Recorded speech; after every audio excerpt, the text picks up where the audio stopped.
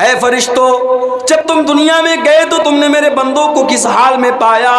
فرشتے کہتے ہیں اللہ تیرے بندے تو تیری تعریف کر رہے تھے، یسبحونک ویحمدونک ویکبرونک ویمجدونک۔ یہی سمجھ لیجئے کہ اس طریقے کے جلسوں میں آنے کا مطلب کیا ہے، یہ جلسہ کیوں ہوتا ہے اور آپ کیوں آتے ہیں، اور کیا جلسے میں آنے کے بعد اگر آپ ٹہل رہے ہیں گھوم رہے ہیں تو کیا وہ ثواب آپ کو ملے گا، وہ فضیلت آپ کو ملے گی جو اس طریقے کی مجلس میں ملتی ہے؟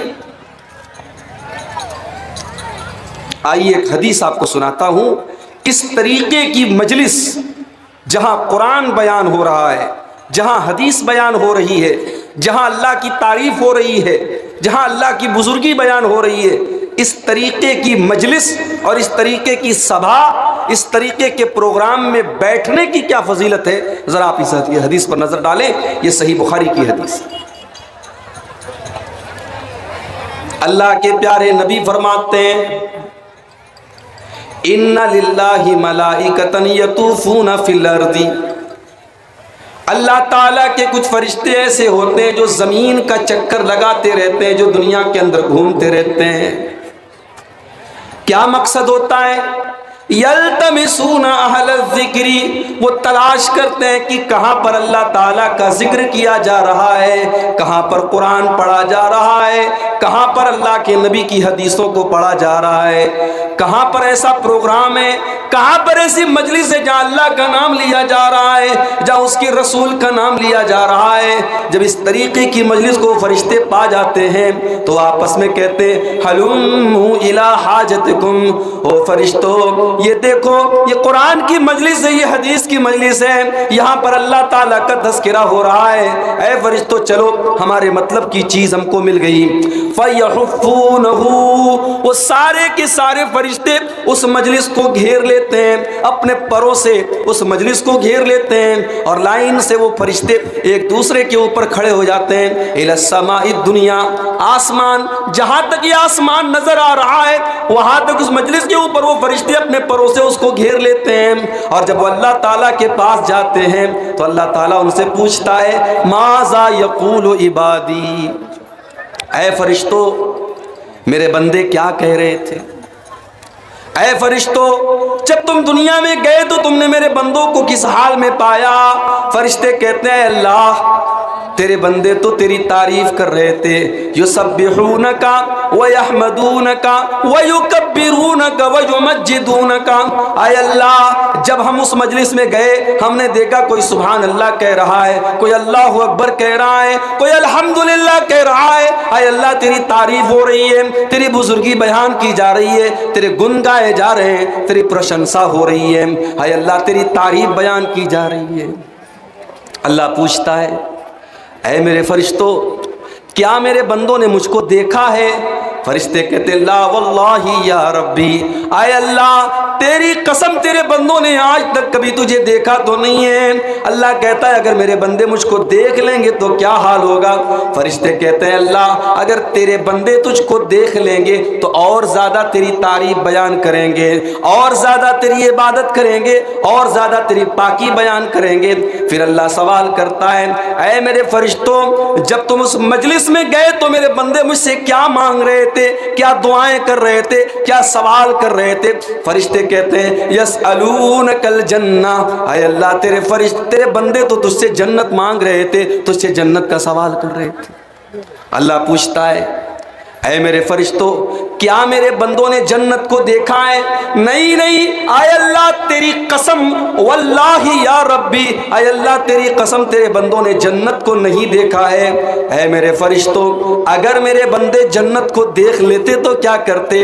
اے اللہ اگر تیرے بندے جنت کو دیکھ لیتے اور زیادہ اس کے لیے بےتاب ہو جاتے، اور زیادہ اس کی تلاش میں لگ جاتے، اور زیادہ جنت کے لیے کوشش کرنے لگتے۔ پھر اللہ سوال کرتا ہے مما یتعوذون، اے میرے فرشتوں میرے بندے کس چیز سے میری پناہ طلب کر رہے تھے؟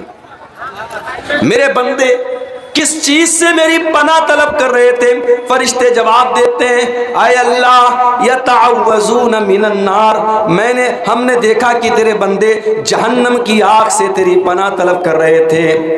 اللہ پوچھتا ہے کیا میرے بندوں نے جہنم کو دیکھا ہے؟ فرشتے کہتے ہیں اللہ تیری قسم ہے تیرے بندوں نے جہنم کو نہیں دیکھا ہے۔ اللہ فرماتا ہے اگر میرے بندے جہنم کو دیکھ لیں گے تو کیا حال ہوگا؟ فرشتے کہتے ہیں اللہ کانو اشد فرارا منہا، اگر تیرے بندے جہنم کو دیکھ لیں گے اور زیادہ جہنم سے بچنے کی کوشش کریں گے، اور زیادہ جہنم سے بھاگنے کی کوشش کریں گے، اور زیادہ جہنم سے دور ہو جائیں گے۔ اس کے بعد اس جلسے میں آئے ہوئے، اس پنڈال کے نیچے بیٹھے میرے بھائیوں، میری ماں بہنوں، اللہ تعالیٰ اپنے فرشتوں سے کہتا ہے انی اشہدکم انی غفرت لہم، اے میرے فرشتوں جاؤ میں تم سب کو گواہ بنا کے کہتا ہوں میرے وہ بندے، میری وہ بندیاں جو مجھ کو یاد کرنے کے لیے جلسے میں گئے تھے، پروگرام میں گئے تھے، وہ بازاروں میں چکر نہیں لگا رہے تھے، وہ دکانوں پر سامان نہیں خرید رہے تھے، وہ میلے ٹھیلے کے چکر میں نہیں پڑے تھے، وہ وہاں پر مجھ کو یاد کرنے کے لیے، میرے قرآن کو سننے کے لیے، میری باتوں کو سننے کے لیے اکٹھا ہوئے تھے۔ اے میرے فرشتوں میں تم کو گواہ بنا کے کہتا ہوں میں نے ان سب کو معاف کر دیا، میں نے ان سب کو بخش دیا، میں نے ان سب کو معاف کر دیا، ان سب کی مغفرت کر دی۔ فرشتے کہتے ہیں اے اللہ ایک آدمی ایسا بھی تھا وہ جلسے میں نہیں گیا تھا، وہ تو کوئی سامان خریدنے کے لیے گزر رہا تھا، پتہ چلا مولانا عبدالغفار صاحب بنارس سے آئے ہیں، وہ بھی بیٹھ کر کے تقریر سننے لگا۔ اے اللہ وہ کسی اور کام سے جا رہا تھا، اس نے دیکھا کہ اللہ اور اس کے رسول کی باتیں ہو رہی ہیں، وہ بھی آ کر کے بیٹھ گیا۔ وہ اس مقصد کے تحت نہیں آیا تھا، وہ اس پرپس کے تحت نہیں آیا تھا، وہ اس ادیشیہ کے تحت نہیں آیا تھا، وہ تو کسی اور کام سے آیا تھا، وہ بھی بیٹھ کر کے تقریریں سننے لگا۔ اے اللہ وہ بھی تجھ کو یاد کرنے لگا، تو اے اللہ کیا اس کو بھی تیری مغفرت مل جائے گی؟ اے اللہ کیا تو اس کو بھی معاف کر دے گا؟ اللہ فرماتا ہے ہم الجلساء لا یشقی بہم جلیسہم، اے میرے فرشتوں جہاں اس طریقے کے لوگ بیٹھے ہوں جو مجھ کو یاد کر رہے ہوں، تو کسی اور مقصد کے ساتھ بھی اگر کوئی جا رہا تھا اور آ کر کے وہاں بیٹھ گیا تو میں اس کو بھی معاف کر دوں گا، میں اس کو بھی بخش دوں گا۔ اس مجلس میں کوئی انسان ایسا نہیں ہے جس کو یہ خوش نصیبی حاصل نہ ہو۔ یہ ہے جلسے کا مقصد۔ ہم نے اور آپ نے جلسوں کا مطلب نہیں سمجھا۔ میرے نوجوان ساتھیوں بڑے بدنصیب ہوں گے اگر آپ جلسے میں آئیں اور آپ کا مقصد بازاروں میں گھومنا ہو۔